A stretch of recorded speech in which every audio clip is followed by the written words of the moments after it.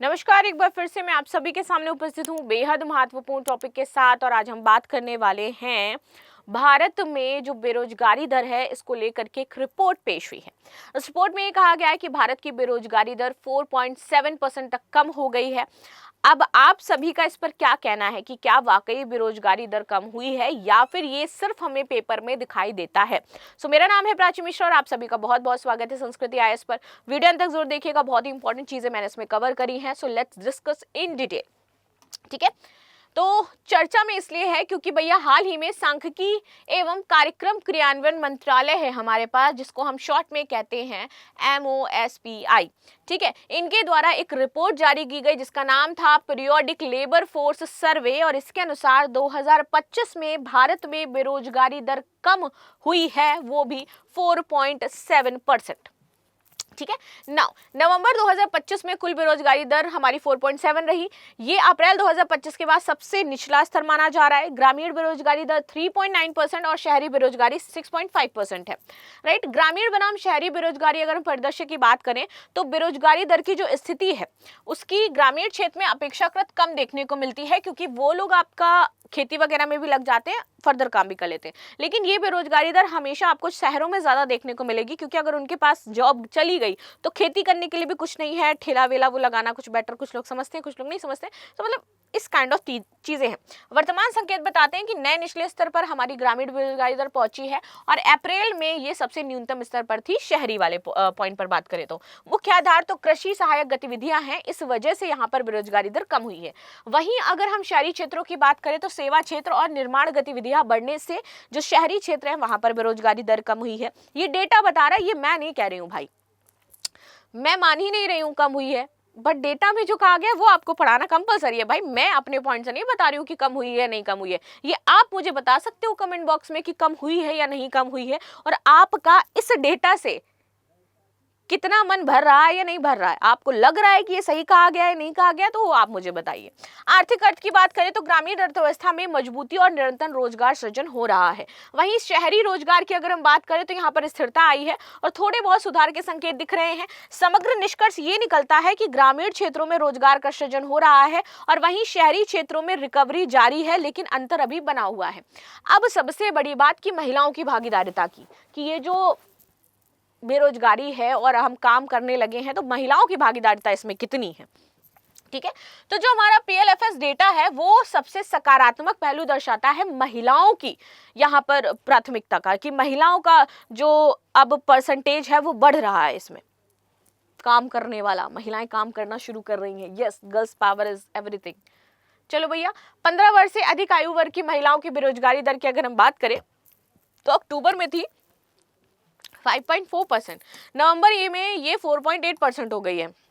ग्रामीण क्षेत्रों की बात करें बेरोजगारी दर घट करके 3.4% हो गई है, जबकि ये 4% थी। शहरी महिलाओं में बेरोजगारी दर आपकी 9.7% से कम होकर के 9.3% हो गई है।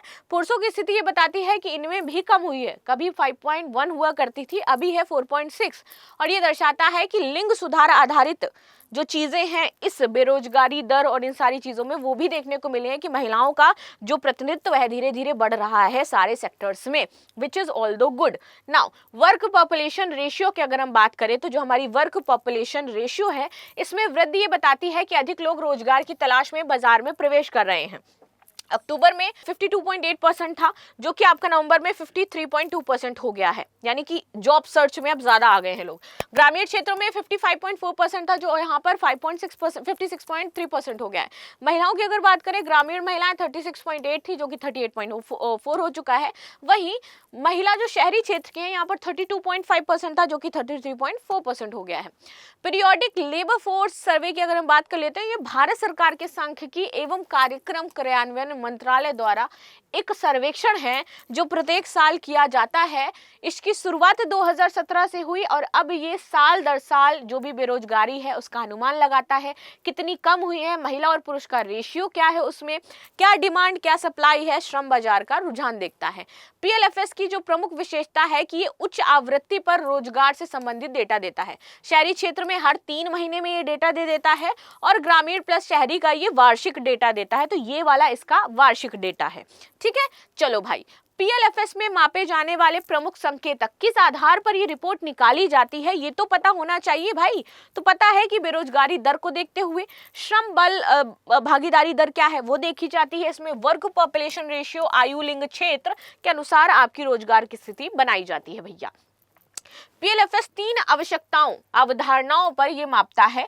सबसे पहले सामान्य स्थिति देखता है, यूजुअल स्टेटस क्या है, फिर वो देखता है वीकली स्टेटस क्या है, और फिर देखता है इसका डेली स्टेटस क्या है, एंड देन उसके बाद इसमें काम करता है। नीति निर्माण में बहुत ज्यादा सहायक होता है, क्योंकि ये बताता है कि भैया घट बढ़ रही है तो सरकार उस अकॉर्डिंग योजनाएं लेकर के आए जिससे ज्यादा लोगों को रोजगार मिले। अभी देखो संसद में एक बिल पर चर्चा की जा रही है, जी राम जी बिल जो है, जिस पर वाद विवाद चल रहा है। तो जैसे मनरेगा, इसका नाम बदल रहा है वैसे, कौशल जय बापूजी योजना, पूज्य बापूजी योजना इसका नाम हो गया। कितने लोगों को पता है मुझे बताना।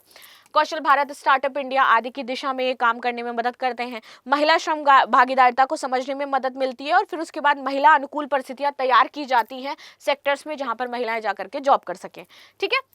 बेरोजगारी दर वह प्रतिशत होता है, क्या होता है भैया बेरोजगारी दर, तो ये भैया ये प्रतिशत होता है जो ये बताता है कि कुल श्रम बल जो है इसमें शामिल लोगों में से कितने लोग काम करने के इच्छुक हैं और सक्षम होने के बावजूद रोजगार नहीं पा रहे हैं। बेरोजगारी तो जब कोई व्यक्ति काम करने की इच्छा रखता है लेकिन उसको उसके नॉलेज या जॉब आप देख लो, कह लो स्किल के अकॉर्डिंग वर्क नहीं मिल पाता है, रोजगार नहीं मिलता है, तो वो स्थिति आपकी बेरोजगारी की कहलाती है।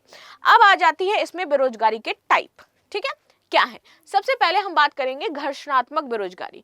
ये अल्पकालिक बेरोजगारी होती है, क्योंकि यहाँ पर क्या होता है, लोग एक नौकरी छोड़ते हैं, दूसरी तुरंत उनको मिल जाती है उनके स्किल के अकॉर्डिंग। उदाहरण के लिए कॉलेज से ग्रेजुएट होकर के नई नौकरी की तलाश करी।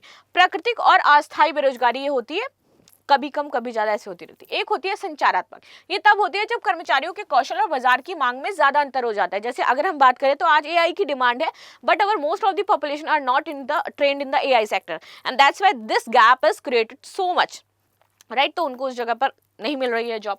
कारण क्या है? तकनीकी बदलाव होते हैं, औद्योगिक संरचना परिवर्तित होती है। जैसे कि पुराने मशीनों पर काम करने वाले लोग नए मशीनों पर काम नहीं कर पा रहे हैं तो उनको हटा दिया गया। चक्रीय बेरोजगारी, इट्स जस्ट लाइक अ उतार चढ़ाव इन योर इकोनॉमिकल सिचुएशन। जैसे आपकी मंथली बजट में कभी उतार चढ़ाव होता रहता है, वैसे ही अर्थव्यवस्था में यहाँ पे उतार चढ़ाव चलता रहता है। कैसा कि मंदी आ गई, रिसेशन आ गया, कंपनियां जो है लोगों को निकालने लगी, वो नहीं रख सकती हैं ज्यादा वर्कर। दैट्स कॉल्ड द चक्रीय बेरोजगारी। आर्थिक मंदी के दौरान निर्माण और सेवा में नौकरी घट जाना। इसके बाद आता है मौसमी, जैसे कि लोग मूंगफली लगाते हैं सर्दियों के टाइम में, उसके बाद उनको अगले साल फल सब्जी लगानी है, सब्जियां बेचनी है, तो इट्स लाइक अ मौसमी कि कृषि मजदूर खेती के सत्र में बाहर बेरोजगारी करते, किसी एक मौसम में कोई एक काम करना, और वो अगर नहीं हो पाया देन वहां पर बेरोजगारी। नियमित और मौसम के अनुसार ये हमारी बदलती रहती है। युवा बेरोजगारी, 15 से 29 वर्ष की आयु के वर्ग में युवाओं में बेरोजगारी अधिक ज्यादातर देखने को मिलती है, क्योंकि उन पे कौशल का अभाव होता है, शिक्षा नहीं होती है और नौकरी में असंगति हो जाती है। भारत और विश्व की बेरोजगारी दर की अगर हम तुलना करें तो कुल बेरोजगारी दर भारत में 4.5% है, जबकि औसत वैश्विक इसका 5 से 6% है। रुझान की बात करते हैं तो हाल में गिरावट स्थिरता है, कई देशों में उच्च है इसका। ग्रामीण क्षेत्र कम बेरोजगारी है कृषि सहायक गतिविधियों के कारण, जबकि ग्रामीण प्रधान देशों में तुलनात्मक रूप से कम देखने को मिलती है। शहरी क्षेत्र ग्रामीण से अधिक है पर स्थिर है। विकसित शहरीकृत अर्थव्यवस्थाओं में अधिक है, ये विश्व औसत है। युवा बेरोजगारी चुनौतीपूर्ण है, विश्व स्तर पर भी उच्च देखने को मिल रही है। महिला बेरोजगारी गिरावट के संकेत हैं, कई क्षेत्रों में पुरुषों से अधिक देखने को मिलती है वैश्विक स्तर पर। असंगठित और स्वरोजगार का बड़ा हिस्सा है इंडिया में, और कई विकासशील देशों में यह हमारा प्रमुख माना जाता है। तो at the end there is a question जो आपको आंसर देना है भैया, कि ये जो रिपोर्ट है हमारी periodic labour force survey report 2025, उसमें भारत की कुल बेरोजगारी दर क्या है, आप सभी को कमेंट बॉक्स में बताना है। मिलते हैं नेक्स्ट क्लास में, तब तक के लिए धन्यवाद। लाइक शेयर सब्सक्राइब करना बिल्कुल भी ना भूलें, and thank you so much.